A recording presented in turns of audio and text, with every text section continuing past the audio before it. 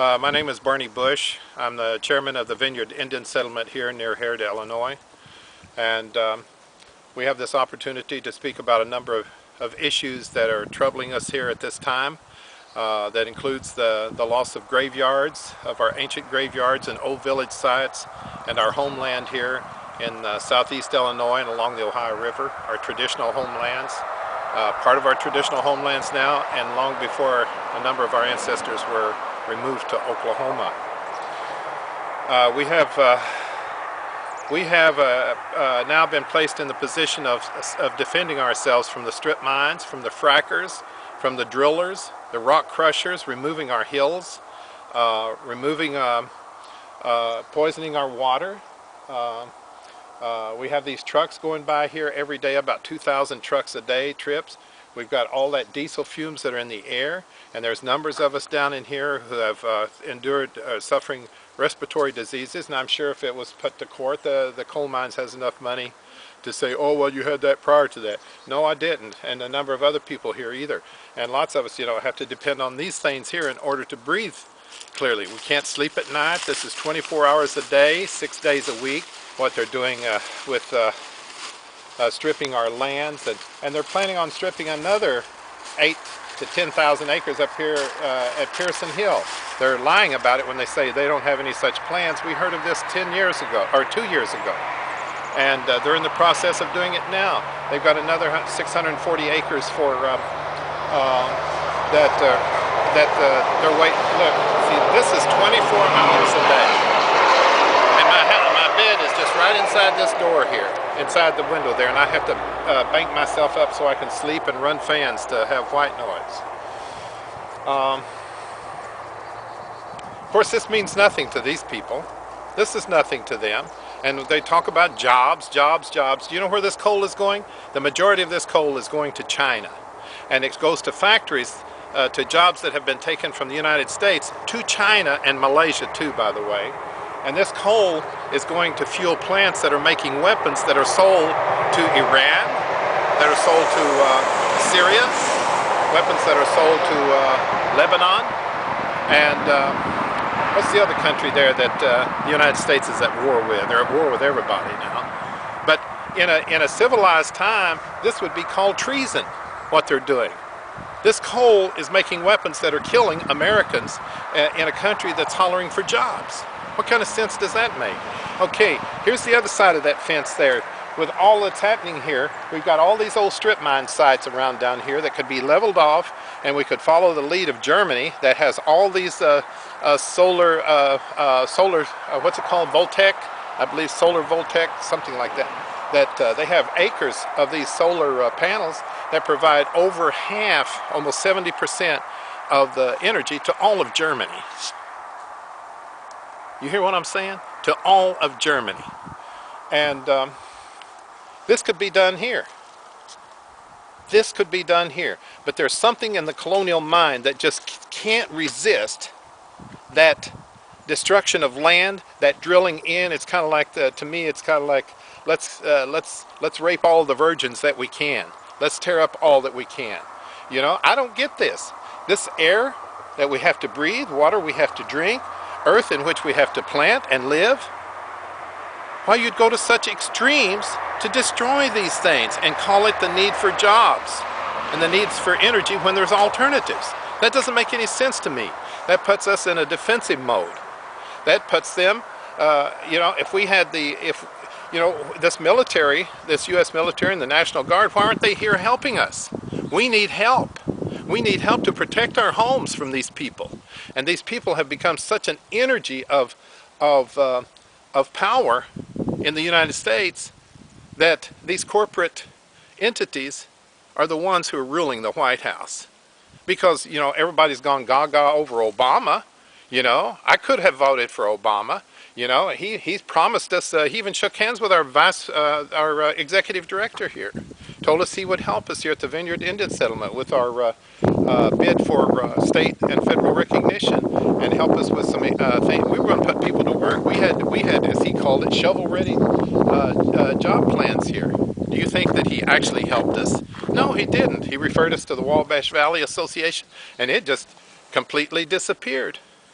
There was no help there. Now I'm starting to jump from got the opportunity to talk about the things that upset us here. And so we don't have any federal funds coming in here. We don't have any help from the outside world coming in here. We have individuals who help us here with donations, and we want to buy our homelands back. We want to be part of something that that provides the energy to everyone. But we don't want to be part of the destruction of our own homelands. What kind of insane people would we be to do that? Yeah, I'm upset about these things. I'm upset about my health, you know, because I love living here in my own homeland. And as you heard one of our relatives say a while ago, you know, he's going to move. He's going to leave here. And I hear that there's other people who are talking about leaving, you know. And we're just now getting the remnants of the Vineyard Indian Settlement back together here. It's been hard. It's been hard convincing people that we're serious and that we're going to continue to do this until we're unified again. So I've jumped around here so much now. Can you talk a little bit about fracking? Oh, yes. Thanks. Yeah, we have a neighbor here who leased lands to the fracking company here, and he didn't know what he was signing. He didn't know what he was doing, so when he mentioned that to me, I said to him, I said, "You didn't do that, did you?" Yeah, well, I did. He says, but I didn't understand what it was I was signing off on. And I thought, yeah, it's that money thing again. But the lease ran out in September. And so I asked him, I said, look on your lease to see if that's a renewal, if they've reserved the right to lease for another 5 years. And evidently they did. But that hasn't come up yet, so we're hoping nothing is said. But there's 3 acres of land here that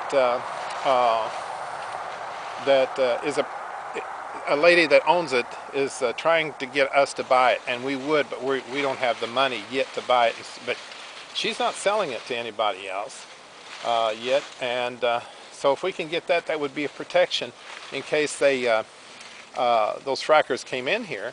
And as far, you know, how much further can you be pushed? I can personally say for myself that if those frackers were to come in here, we'd have to defend ourselves from them. That's all I can say. We'll have to defend ourselves. And we would ask for help from the outside world. We would ask for help from whatever mercenaries or whatever we could get in here to protect ourselves from these people, because the government does not listen. It does not listen, nor does it care.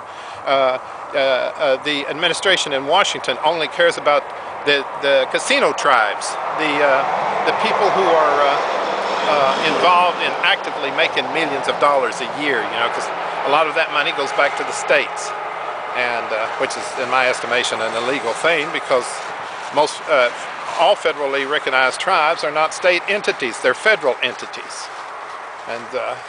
and reservations do not exist inside states; they're bordered by those states. Somehow or another, people just can't get that. But at any rate, I'm not sure yet what we're going to do here in terms of protecting ourselves, but we will do things like this. And I know there's politicians out there who we need on our side for what we've got coming up here, you know, to provide jobs and those kinds of things to other people. But they're pro coal mines. They're pro destruction of the earth.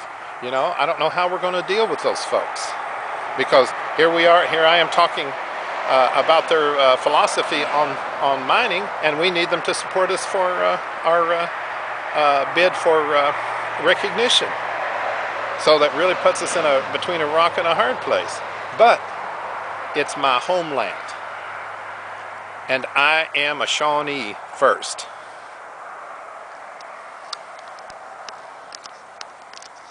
I think that's all I got to say for right now.